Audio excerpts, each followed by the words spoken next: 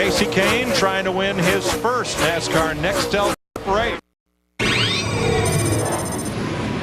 In the Nextel experience with our Nextel fan of the week, Curtis Adams from Laurel, Maryland. I grew up near you, Curtis. Now, I know you're an old school fan. You like Cale Yarborough, but talk about the experience and the passion of being at the races. I love being at the race. I love the sounds. I love the smells. I love the action. You can't beat being at the race. It's the best. So you're passionate and addicted. That's right. Love it. All right, let's have a big hand for our Nextel fan of the week, Curtis Adams from Laurel, Maryland. Back to you guys. All right, thanks, Steve. If you'd like to be considered and appear as the Nextel fan of the week, go to www.foxsports.com/Nextel and enter today. You could be next. Casey Kane trying to put Evernham Motorsports in victory lane for the first time since last fall when Mayfield won in Richmond. Kurt Busch, Tony Stewart working it right here. And for the lead, Jeff. I'm telling you right now, they have been swapping the lead back and forth. Chris, you look back at what was going on a minute ago because Casey Kane was the leader. Guys ran up on the back of Sterling Marlin. Casey Kane down low, Tony Stewart up high.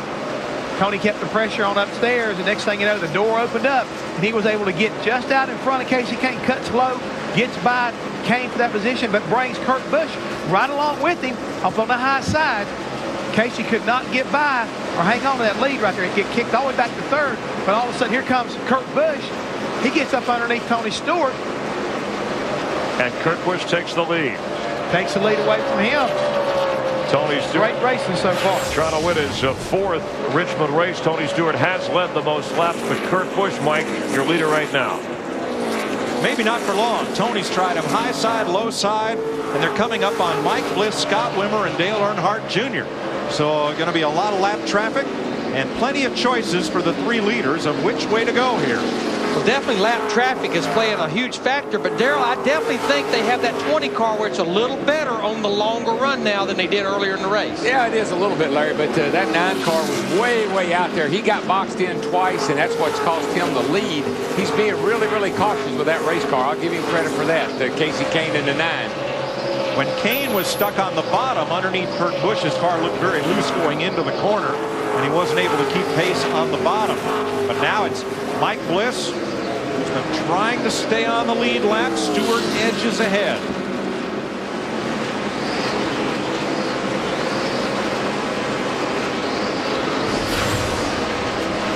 Quaker State aerial coverage showing Tony Stewart putting Mike Bliss a lap down, and now Stewart goes after the side-by-side battle on the left of your screen, Scott Wimmer and Dale Earnhardt Jr.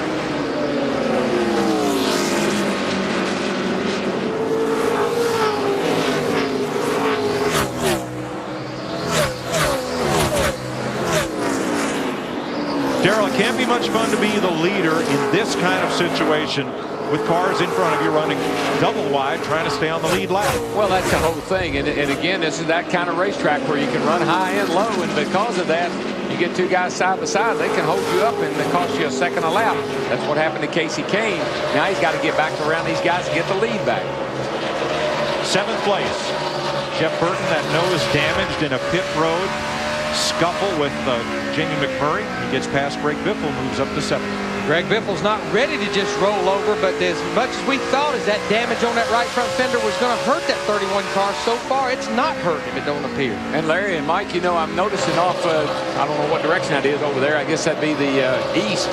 There's some lightning that's flashing over behind the grandstand over there. Some of those spotters may be telling these guys, hey, boys, better pick it up. Because we see a lot of guys kind of pushing the issue right now. I know who's pushing the issue, trying to push the issue down. Whoa, Stewart around!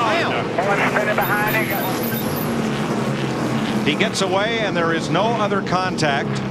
But Tony Stewart, the leader, was trying to work the double wide lap, almost lap traffic of Scott Wimmer and Dale Earnhardt Jr., and Stewart goes around. Yeah, I'm surprised this has not happened before now, because these guys have been all over the place trying to get by these lap cars, and the lap cars running side by side doesn't give them a lot of options.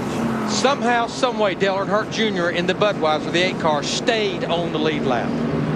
What a break for him. Despite the spin, you've got to admire Stewart's car control in ending that spin facing the right way. He just gassed her up a little too early, and around the back end came. That can happen to you real easily in that turn. especially with a tight car. How about it, Steve? Yeah, Kurt Busch is a little tight, DW. They're going to do a half turn on the track bar. Kurt Busch said, let's not do too much to it. A little tight on 97. Matt. Zippy asked Tony Stewart what he needed. He said, after a few chuckles, said, I need some more forward bite. Mark Robinson said, well, we needed to come for tires anyways when they were talking about the spin. Going to make an air pressure adjustment, Dick, and see if they can make some 20. Well, second place. He was running on the racetrack. The wrench back into the rear end of the car again. They made their adjustment. Their 4-tire change is done. And guess what? Casey Kane beats them all out again. You got to love Tony Stewart. Anybody who can spin out of the lead and laugh about it, my kind of racer. Yeah, well, you can when you don't hit anything. Right. It's funny as all get out. And then there's nobody to be mad at because you're all by yourself. So you just laugh it off and get back after it. No question. He needs a little more forward bite, though.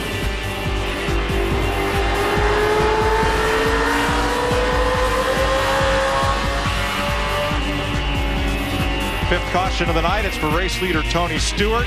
Casey Kane first out of the pits. Matt Kenseth is our new